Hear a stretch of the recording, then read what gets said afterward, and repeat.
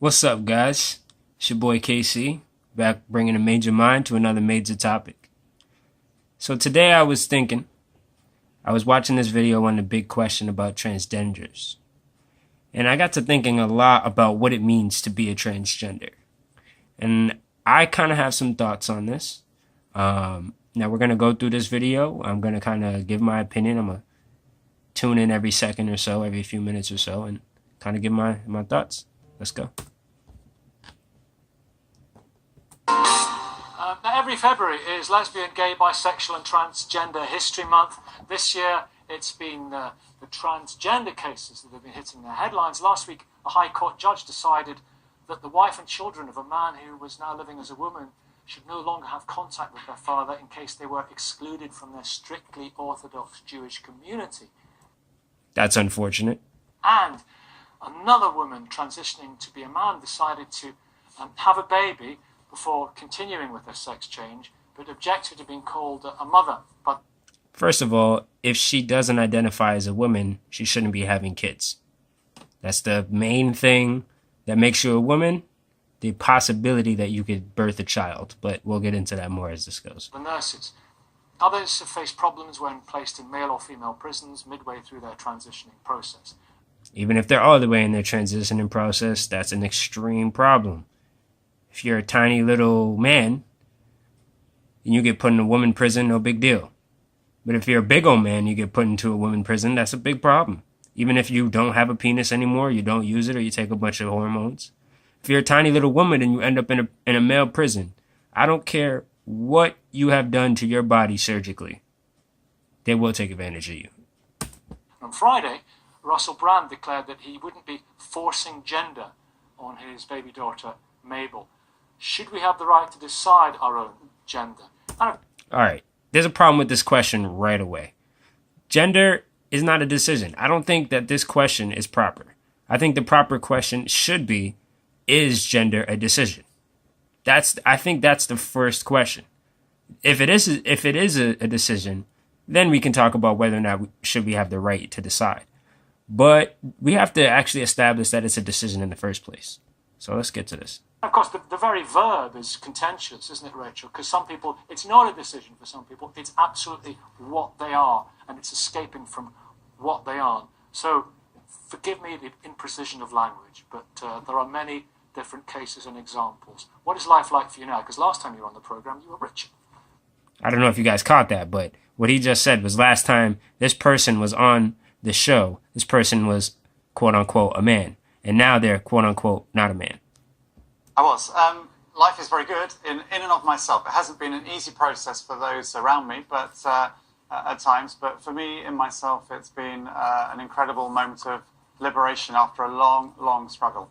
I lived with what we call dysphoria, gender dysphoria, which is a kind of angst for most of my life. And I remember my earliest memory, age 4, was reaching into the airing cupboard at home and putting down my sister's undies, putting them on and getting a real visceral thrill from that and a sense of rightness. And that is extremely sexist. It's clothes. It's clothes. Now, yes, a female's underpants is designed to clothe a vagina. Period. If you felt like you should have had a vagina, good for you. That's cool, but you don't. You don't have a vagina. And if you create one later in life, you're being a fraud. To a certain degree. This is my first problem. People who say that they always felt like a girl. That's a society issue. This person right here looked at society and said society says certain clothes, certain traits make you a girl. I feel like that. I associate with that. So therefore I'm a girl. But that's not what it came from. The separation of gender comes from sexual reproduction and sexual reproduction only. If there was no sexual reproduction, people would be people. There would be no difference. It wouldn't matter. It'd just be this person likes long hair, this person likes short hair, this person likes makeup, this person doesn't. If we didn't have different sexual body parts and have to mate with each other, none of this would matter. And I lived with that, and it was really, really hard. At school, I can remember a housemaster shouting across the rugby ground, "Hoskins, you're a fairy." And at the age of 15, I sent off for hormones to Amsterdam. Quite an unusual thing to do at that age. We're talking right at the beginning of sort of 1980s. Wow. And I sent off for hormones to Amsterdam. My father found the package when it came through the post, clearly worried that something should arrive from Amsterdam. Went absolutely ballistic and burnt it down the bottom of the garden. And I bottled it and lived like that for the next 25 years or so. So different. What this person doesn't realize is that her father is being a dick. But it's not because you wanted to be a girl. It's because you didn't want to be what you are. It's not that you wanted to be a girl. Wanting to be a girl is not that serious. Okay? If you're a girl and you wanted to be a girl, why is that a problem? It's not. There's nothing wrong with being a girl. But there's everything wrong with not wanting to be what you are. If you wanted to be black and you just started acting black and you started painting your skin, not only your father, but everybody in your neighborhood would have shunned you. Because that's not what you are. And it's not brave to say that I don't feel like what I am, therefore I'm going to go off of that whim. It's brave to go against the grain. It's brave to say, I don't like this, but I'm going to fight against it. It's brave to say, I might feel different, but I'm proud to be what I actually am. I'm a man who likes long hair. I'm a man who likes things designed for women. It would be more brave for you to come out and say that than to act like you're actually not a man. That's fraud. And that's weak, if you ask me. Difficult for teenagers. I mean, it's better now, surely. There's more understanding. We'll speak to Susie soon about that. But so difficult for teenagers living in a situation, for whatever reason they may be in an orthodox religious situation, parents just don't understand. For you it was tough, so you understand the challenges now. Well, there must have been key moments in your life, excuse me, like, because of anything gender segregated is hugely contentious, isn't it? Prisons and loos. What was the first time, do you remember, that you actually went to the ladies? Or what, hospitals is another issue. Yeah, the first time I went to ladies was actually on my first appointment to the Gender Identity Clinic, which... I just want to say I hate how happy this person was to say that they went to the ladies' room. That just makes me so uncomfortable. Like, I could wake up tomorrow, say I felt like a woman my entire life, and just go into the ladies' room, whether or not I look like a woman. It's ridiculous. I'm now part of that system, and the first time I went to the loo, ladies in this country was on the way there. I mean, I think living with that dysphoria... It was a kind of moment in your life. Yeah, it was. And I've never had any problem going to ladies since. But I think that living with that dysphoria is something that people need to recognise, that we talk about whether it's a choice or not, but I could not be anything else but that. You say society's too genderised, that's why you said that. Society's... You cannot be anything but what you are, and what you are is a man who has traits that most of society would say goes into a female. That doesn't make you a female. That makes you a different kind of male. Period. And I don't understand why women don't take that offensively. For you to just say that, look at my hair now, look at my breasts now, look at my clothes now, I am a woman just like the person sitting right next to me. How is that not sexist? Okay? If I was to tell you that if you're a woman and I was to tell you that you can't do the same job as me because you're a woman, that's sexist, is it not? Right? If I was to tell you that, oh, you have breasts, therefore you can't come into this room. This room is only for men. That's sexist. Right? I don't get how that's sexist in this person saying that I'm a woman specifically because I feel like one. Well, what does that mean? What's a woman to you? Because a woman is only a person that has specific genes, chromosomes, and specific body parts. Definitely too genderized. We fixate on binary thinking. But I mean, I would say to anybody who's watching the show that there is support in place. And what I did is what you should never do, which is I started self-medicating. I ordered drugs from abroad. I was taking things without any knowledge of my blood situation. I had no blood tests. I nearly killed myself unintentionally twice. And that's the problem. That's the problem. Boom. Just honed in on it. Everybody around you, instead of well, I shouldn't even say everybody around you, but society as a whole is telling you that yes, you can become a woman just by saying that just by agreeing with your feelings, or just by agreeing with most of women on how you see your life. and how you want to look. That doesn't make you a woman. And the proof was when you started medicating yourself and almost killing yourself, mother. Oh, it's just not fair, and it's not right, and it offends me, and I'm not even a woman. But like women that turn to men, of course, I get that. I take that slightly offensively. Okay, so this person should have known when people started selling her stuff, that you're not actually gonna rewrite scientific fact. You're not gonna change what you actually are. You're gonna change what you are, but you're not gonna change whether or not you're a man or a woman. And I was going through hell. This is from just after I last appeared on the show. But now... Okay, I just remembered my main point. Society allowed this person to think that they could make this switch. Therefore, this person almost killed themselves by doing it incorrectly. We can't just condone and encourage things just because they make people feel good if it can actually hurt them. And this can hurt them and the population as a whole. What if everybody became transgenders and people stopped having sex or something like that? Or men stopped having sex with women or something like along those lines. It's a possibility. But the main problem is this person almost died because instead of society as a whole telling him that it's okay to have female qualities, but you're still a man. Because female qualities is just what we say, it's not a fact. The Boy in the River was the book you were talking That's about. right. Which is a fantastic book. Thank you. But now, of course, there are people who understand, and there is hell. Yeah. Peter Saunders from the Christian Medical Fellowship. Hi, Peter. If an adolescent son or daughter of yours wanted to transition, what would you say to them?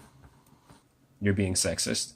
Let me talk about this as a doctor. Please just answer the question, because there's various things I want to get through now. If a teenage son or daughter of yours said that they wanted to transition, what would you say to them? I would encourage them not to do so. Let me talk about What this would as you a say doctor. in as part of your discouragement? What arguments would you make? I'd say that you're being sexist. I'd say that you're assuming that you know what a woman is. I'd say that you're assuming that being a woman is superficial. I'd say that you are stereotyping women. You're saying women have, you're a woman because you have certain hair, certain qualities. You like certain things. You liked all the pink stuff growing up, so therefore you're a woman. Like, that is so stereotypical. If I was to say that a black person likes watermelon, a black person likes chicken, that's not stereotyping? How is this not stereotypical against women? Well, I would say it all depended about what our understanding of this whole phenomenon was. And I became acutely aware of this a couple of years ago. This guy is scared shitless to say how he really feels. When one of our members, we have 5,000 members of CMF, she said, she contacted me, she said, I'm a GP in a university town. I get one gender-conflicted teenager seeing me every day. They're all asking for referral to the Tavistock and Portman Clinic in London, and they're all on antidepressants. What do I do? Why do you believe that is happening? Well, I think it's a new phenomenon. We've got to ask ourselves that. The Tavistock Clinic had 697 referrals in the year ending March 2015. It doubled to over 1,400 last year. That included 167 children aged 10 or less, and 3 children aged 3 or less. Is it a new phenomenon, or is this just it's no a new recognition of phenomenon. it? I mean, listen. I think when we see... Did you hear what he said? Is it a new phenomenon, or is it just our recognition of it? That doesn't make any sense. If we didn't recognize it before, how is it happening? How? Because what he's talking about here is people going to the medical clinic to actually get some sort of treatment for this. If that was happening before, there would be a recognition of it. So it is very clearly happening more. And why is it happening more? Because we're condoning it. Because we're allowing it to happen. Because we're sitting back and telling people that it's okay. We're sitting back and pandering to these people. We're pandering to people like Fallon Fox and saying, okay, yeah, because you feel like a woman, you're a woman. Well, therefore, Fallon Fox goes on and said, well, I'm a man, I feel like a woman, so I'm a woman, But I want to fight in MMA, so I'm going to go fight in MMA, and I'm going to go fight Whitman because I feel like one. Now he's beating the shit out of women. Is this not, Peter, as a man of God, is this not a wonderful, God-given, glorious spectrum of gender? I mean, God has nothing to do with this. God is gender non-specific. God has nothing to do with this. No, I think God's very clear that he created people in his own image and did it male and female. Yeah, but God has nothing to do with this. Because if God is male and female, that makes no sense. But I think So if he created in his own image, we should be either male or female. that cannot mean parts of the body. I'm sorry. I remember a Baptist deacon saying to me years ago, you know, there's an awful lot of people that think God has a penis. That is clearly ridiculous, theologically ridiculous. God as an idea is ridiculous, but whatever. We'll go on to that some other time. I'm talking here about Christian theology.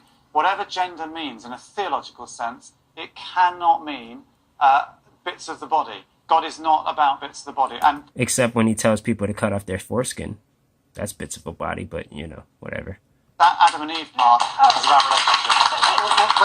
Kathy's coming in. Have a think. Speaking of Adam and Eve, Eve was made out of Adam's rib. That's a bit of the body. I don't know what this person was talking about God's not about bits of the body. Have a think. I'll be Kathy. Yeah. This is a war on reason and a war on science and a war on men and women. This is sort of extraordinary. Nobody has a problem with accommodating people who are transsexual. But what's happening with the current fashion and why these numbers have gone up that Peter refers to is this has become an ideology that's being imposed, an intolerant ideology. Is it a Thank you. fad? Do you think? Yes. It's an ideology, absolute a fashion, but an ideology is driving the fashion, and people are being naive in accepting it. Because if you were talking about creationism, everyone here would be outraged that you'd say evolution doesn't exist. Believe you me. Because there's studies for evolution, it proves evolution, and for people to just dismiss it is ridiculous, which is the exact same thing that they're doing with gender. They're dismissing the facts because of how they feel. And that's not how life works. Sex is binary. Sex is binary. No. The term gender is a leftist term designed to confuse. Excuse me, it is. Susie, This is the truth. It's XX and YY apart from .nothing% of the population. So gender and sex are essentially synonyms. Gender is more of a layman's term for sex. People who try to... Sexuality can be separate from gender, but sex and gender are essentially the same thing, and we only distinguish... People are trying to distinguish man and woman from male and female, and they are not acknowledging the fact that we only have those terms because of body parts, because of sexual reproduction. And there is this doesn't mean to say transsexuals don't exist. Hang on, Rachel. Susie Green, CEO Mermaids Charity. Well, technically, transsexuals don't exist. Intersexuals exist. People with both male and female male and female parts. But a transition, there's no such thing as a man transitioning into a woman. There's every example of a man dressing, acting, and changing their breasts or penis into something that is like a woman. But there's no such thing as a woman actually becoming a man or a man actually becoming a woman. It's not a thing. Supporting trans children and young people, mother of a trans girl. When you hear that it's an ideology and it's a fad and it's a fashion and life, gender is binary, what would you say? Sex is binary. Sex is binary. Sorry. What would you say? I am not the sum of my parts, and that. So are you not a human? What do you mean you're not the sum of your parts? What do you mean you're not the sum of your parts? Everything that puts you together makes you a human. You can take some of those parts off, but there's a certain amount of parts that we use to determine that you're a human. So if you're not the sum of your parts, are you not a human? I don't understand why people say things like this. This is what happens when you're trying to fight a certain position and you're not thinking it through from the other perspective. Neither is anybody else, and I am. The fact is that I represent hundreds of families, and hundreds of young people who struggle with this daily. This is not a choice. This is not something that is chosen as fashionable. We know that those young people are incredibly at risk for suicide and self-harm. That's because people like you, who is a mother of a transgender, was not able or not willing to instill confidence in their child, that their child is what they were born as and always will be. That's your fault as a parent. That's not the fault of the child. It's not something that the child or the person can't deal with and be themselves. That's your fault. It's not a choice. It's not about choice. It's about reality. This is not something anybody would choose. It is incredibly difficult to come to terms with. Families struggle with this, often for years before they seek help for their children. And those children themselves often are absolutely refused any sort of acceptance by their own parents. And those are the young people that are at the highest risk. We know that parental acceptance and support means these young people function better. We know that we have fully functioning members of society. They would function best if they were proud of who they actually are. Who go forward to live happy lives. The thing that I really can't understand is, why is it anybody else's business? What's your business, Peter? Because the second a transgender male decides that he wants to fight women, it's a fucking problem. The second that a man walks into a woman's bathroom, it's a fucking problem. That's why. That's why. If every man decided to be a woman, we would never make another fucking natural baby. That's why. Sorry to get so heated, guys. But I'm going to stop it here. We'll take this off in part 2. See you major minds next time. Alright, okay. Alright, okay. Alright, okay. Alright, okay. Alright, okay. Alright, okay. See, and they say